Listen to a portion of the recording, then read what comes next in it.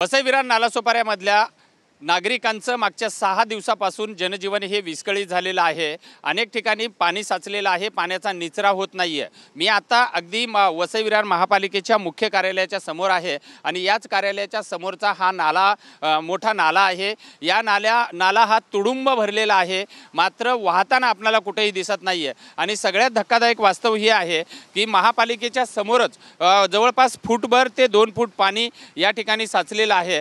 याच पाण्यामधून या महापालिकेचे अधिकारी कर्मचारी मार्ग काढत महापालिकेमध्ये प्रवेश करत असतात।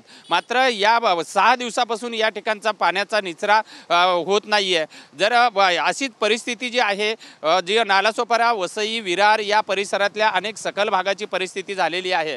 पाण्याचा निचरा होत नाहीये, पाणी जागच्या जागेवर थांबून आहे। अनेक सोसायट्यामधले जे नागरिक जे आहेत हे तळमजल्यामध्ये पाणी गेलं असल्यामुळे रहिवाशांची दयनीय अवस्था सुरू झालेली आहे। मात्र महापालिका मोठ्या प्रमाणात सांगते की आम्ही नालेसफाई केलेली आहे, आम्ही पाण्याचा निचरा करण्यासाठी मोठी यंत्रणा राबवतोय। वास्तव जर बघितलं तर महापालिकेच्या समोरच्या पाण्याचा निचरा करण्यामध्ये महापालिका अपयशी ठरत असताना दिसत आहे। तर सोसायट्यामधलं पाण्याचा निचरा कसा होईल असा प्रश्न सुद्धा आता या निमित्तानं होत आहे। महापालिकेने जर नालेसफाई योग्य केली असती तर निश्चितच या पाण्याचा निचरा होऊ शकला असता।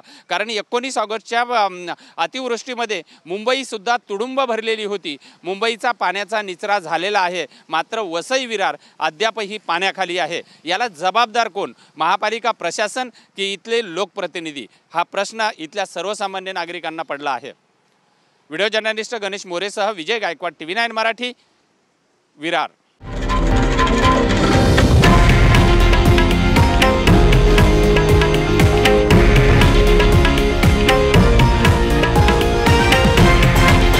हे आहे देशातील नंबर 1 न्यूज नेटवर्क आणि आपण पाहत आहात TV9 मराठी, एकमेव।